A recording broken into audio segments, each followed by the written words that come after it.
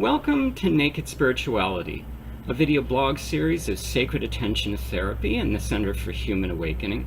My name is Rob Meager. For more information about sacred attention therapy, the Center for Human Awakening, and our video blog series, please visit our website at www.centerforhumanawakening.com, and center is spelled C-E-N-T-E-R. These video blogs support one of the Center's core activities, which is collaboration and partnership with individuals, communities, and healers, practicing personal growth and spiritual development. And our guest today is Daganac'h, and we'll be speaking with Daganac'h about her healing work. And I'd now like to invite Daganac'h to come on screen. Hi, Robert. Hello, Daganac'h.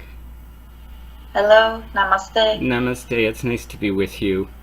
And you. I want to open up by thanking you for your patience. This is our second attempt to do this interview. The first time technology didn't cooperate, and I just want to thank you for your flexibility and cooperation and joining us again in this space to share about your healing work. If someone goes to your website, there's certainly a lot for them to explore, and there's a variety of modalities, there's a variety of offerings that they can explore. But how would you describe your work to those listening, to those watching?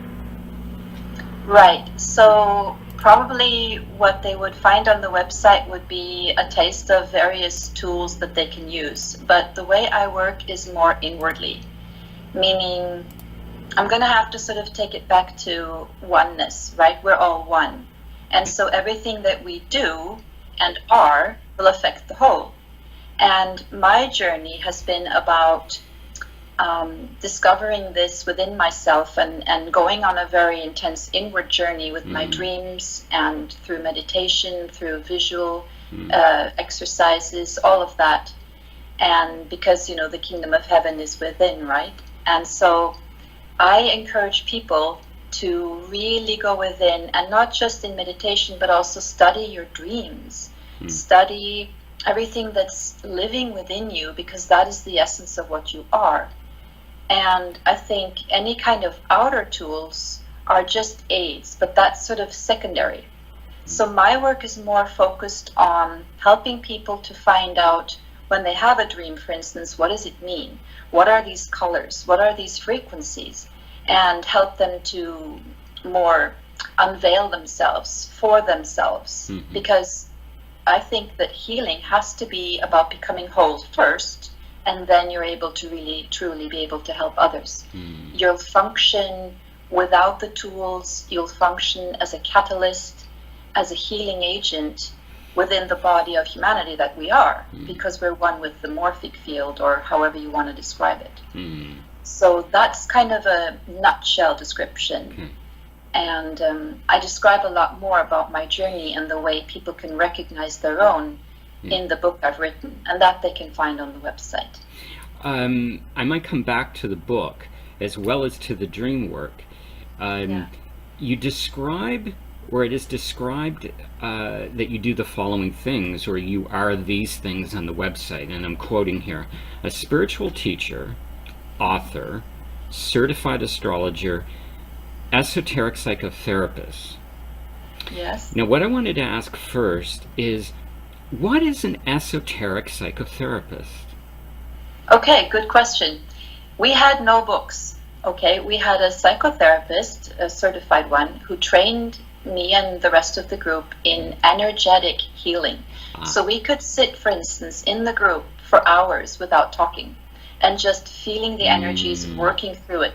And then somebody might have some kind of a catalytic experience from the energy having built up, and they might start to cry and have a remembrance of something, so their trauma could be released. And the first couple of years, our teacher would do most of the job taking care of it, but we would help.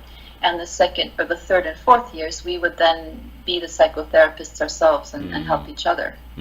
So it's totally energetic work, and very, very, very deep, which is why I also write that I can handle existential life crises on the deepest level. I was intrigued to hear about the silence component about the training. It talks about in many spiritual and faith traditions that the highest form of teaching is in silence. Precisely. Exactly. And that's part of the void, right? The void is beyond the mind. It's what I refer to when I speak about the divine feminine. I'm not talking about a goddess figure the way perhaps others do. Okay. I'm talking about the void. I'm talking about something that's within all of us, which is like in the Bible, before the light, there was the darkness. That's the realm which is without name. It's void. It's empty and full at the same time. And this is the level from which I operate. So even now, it's like a sense of being empty within my mind, but the words come through, so they're processed somehow with the brain. But it's a flow. And this is what I also want to help people understand. With silence and going within, you access the void. Eventually, you just get all the clutter out of the way. That's where things can really become magical and divine. Daganac'h, how did you come to this work? What's your background? What led you? What guided you to this beautiful healing space you are in your life at this time? Yeah, but it's lifelong, and I do believe that it's not something from this incarnation. I think it's something that I have learned to master from many, many incarnations. Because already as a young girl, I would have long conversations with God, or what we call God, on my own, sitting high up in a tree or in a field of flowers. And my father is a Lutheran pastor, so I had the Christian influence and spirituality in my home straight away. But I was seeking something more connected to nature and just my own inner communion. So that's lifelong. And then I got very interested in reading everything I could about gods and goddesses mingling with mortals, magic and these other worlds, Narnia. And I was just fascinated. And this is, you can tell by your early interests a lot about yourself. Another thing I encourage people in workshops, what did you love to do as a child, right? Go back. And then I came into astrology and wow, it's all these planets and they're the gods and goddesses. I knew them. So they were like family to me. And that's one of the reasons why I became an astrologer. And it's like the inner world also within us that can help put form to all of these virtues we have. Beauty, truth, warrior energy, which we also need, limitations for boundaries or accessing divine heights. All of these are planetary energies like Mars and Saturn and Neptune, So to answer your question briefly, yeah, it's been lifelong and it's just a fascination and something I'm natural at, I guess, like a second language to me. Beautiful. Now, on picking up on a point you made about energy and divine energy, on the home page of your website, there's the following quote. It's beautiful. It says, dedicated to helping humanity return to divine natural order and our earth to harmony, end quote. What is this divine natural order, Daganac'h, and how do you work with people to return to this state? Okay, that's a good question. Well, divine natural order, the way I mean it, is the way there is order in the universe. Like the planets, that's a good example, right? They all are in natural order or they would be colliding. Now, we are part of nature, right? Not just cosmos, but here on Earth. We're part of the animals, the trees, everything. But we're cut off. We don't belong in a symbiosis anymore, or we do, but people don't know that they do. So the best way to describe it is if you think of the morphic field of animals and birds, like if there's danger, a flock of animals will run simultaneously, or fish, when they swim, they move as one, right? That's the morphic field. But humanity doesn't move as one. Far from it. We're all over the place. We're chaotic. And so when we return to divine natural order, it's becoming more and more in tune with your inner self, with connecting with nature, because that's an expression of that, all that is. Respecting animals, respecting trees, plants, and respecting each other, of course. And then gradually you recognize that oneness is not just a belief system, it's what you've become. You've become more and more one with everything around you. That's returning to divine natural order. And you move in sync with things. You find your own biorhythm in harmony with Mother Earth's rhythm. Again, this is something I write about in my book. I call it omnisynchronicity, which is divine timing. It's like, you know, if you're natural, that's wonderful, but you can be more than natural. You can be supernatural, or what we call supernatural. It just means embodying more of these abilities that are inherent in us all, but so few are able to access. So that's like a gift that comes, or gifts that come, the more you merge with everything around you. Daganac'h, tell us more about this book. What the title of the book, and tell us a little bit about. Again, the title of the book is? It's Star Avatar. Star Avatar. Okay. Yes, with a subtitle, Emergence of a Messiah. Okay. And I don't want to frighten people. It's not like the Messiah, but it's a Messiah. And the way I mean it is anointed. I mean it literally, as in someone who has been from previously blessed, in a sense, who has something of value to bring and share. And now more and more people can obviously awaken that within themselves. So the book is an example of my life, this omnisynchronicity or divine timing, meaning instead of having random synchronicities here and there, my entire life has been like a red thread, which are full of them, which I've been able to view and record. So you can see the red thread, you can make sense of it all. And the preface is important because it explains the many different areas within the, let's say, New Age field, or just the awakening themes and topics that, you know, are coming up now. So it has a little bit of an introduction to start with, and then people will notice as they read, it also has an order to it, a natural order, where you move through the body chakras and frequencies higher and higher and higher as you read it. People can also experience a lot of synchronicities in their own lives while reading it. So on Amazon it has 3 reviews, and those 3 describe it very well, I would say, the way people have experienced their own lives while reading it. So it is available on Amazon.com? Yes, it is. Okay. And once again, the title of the book is?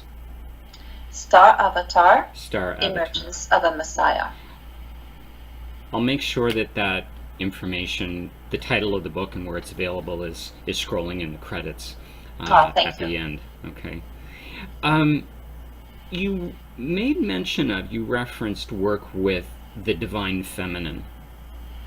And that's fairly prominent on your website, suggesting that you do a fair amount of work around the divine feminine. I thought it was beautiful how you described it. Equally, you talked about how it might not be what many people think of when they hear divine feminine. Can you tell us more about what the divine feminine is for you? Okay, and tell us more about this work you do with the divine feminine. Okay. Well, first I want to make sure that it's understood I'm not then preferring this over the divine masculine. It's not like that. It's just, this is an energy we're speaking about, or rather, it's not even energy, it's consciousness. It's the void. It's that stillness. It's that realm within all of us that is very often hard to access for people because of their busy lives. So I want people to go within, to return to that quiet space. And it's not even about the phenomena of having all these dreams and visions, which are wonderful and they can teach you a lot about yourself, but it's actually more about just being and floating in that emptiness or that fullness. That is my work. That's the healing that comes. I often have the effect of being like a catalyst for people in ways that I'm not myself choosing to do. Like, it doesn't have to be in a healing session with me. It can be just a chance encounter, and then there's something that awakens in them or is dropped naturally. And it's not about me, but it's about the divine feminine, this void or neutrality, zero field energy. You can call it many, many things. I call it the divine feminine because, well, several reasons. One, it is the void, it is feminine. It's the dark before the light, which is masculine. Another reason is because this is the shift we're all moving into, from having been in a very patriarchal, dominant society for, millennia now. This is the time for us to move beyond the mind and logic and logos and go to pure frequencies, pure colors, pure symbolism, pure sound frequencies. All of this which is emerging now, that's part of the divine feminine. This is the language I speak, so to say, naturally, I'm fluent in. And then I can help others to grasp the abstract, this colorful world, so that they can also comprehend and then gain understanding. So I like to quote Einstein. He says knowledge isn't what it's all about. It's about imagination. And that word, imagination, your inner world of images and frequencies and colors, as I said, that's the beauty, that's the gold, that's what you need to learn who you are and answer the question, who am I?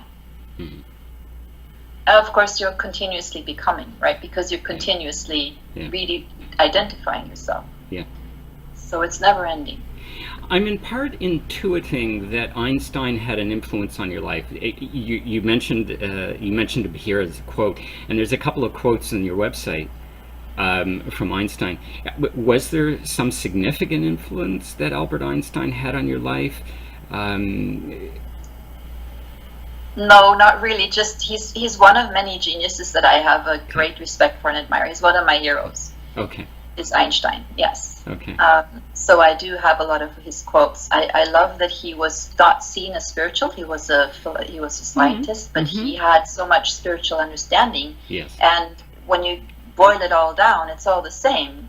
Science and spirit, we're just separating them, but it's all the same. Yeah. He didn't call it the spiritual, or at least he didn't speak of it that way, but those who call it that today recognize that this may have been what this great master was tapping into.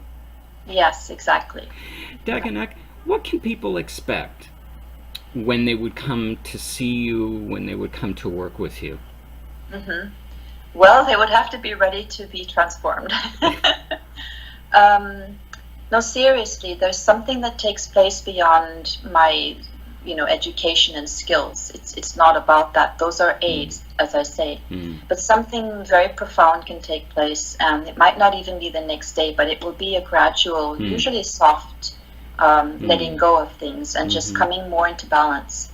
So balance is another key word I'm glad my flow helped me to bring through here, because it's the feminine and masculine, when they're in perfect balance, that's harmony.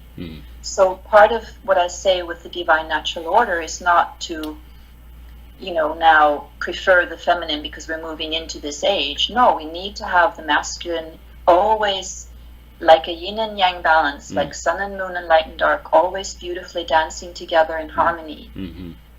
So people will experience more harmony within, and that can lead to more wholeness. I believe that's more of a true healing. You've got to do it on a very, very deep level, and then it can flow from there through mind blockages, traumas, to emotional scars and wounds, to physical, changing the world around you, changing your diet, but it starts from that void space.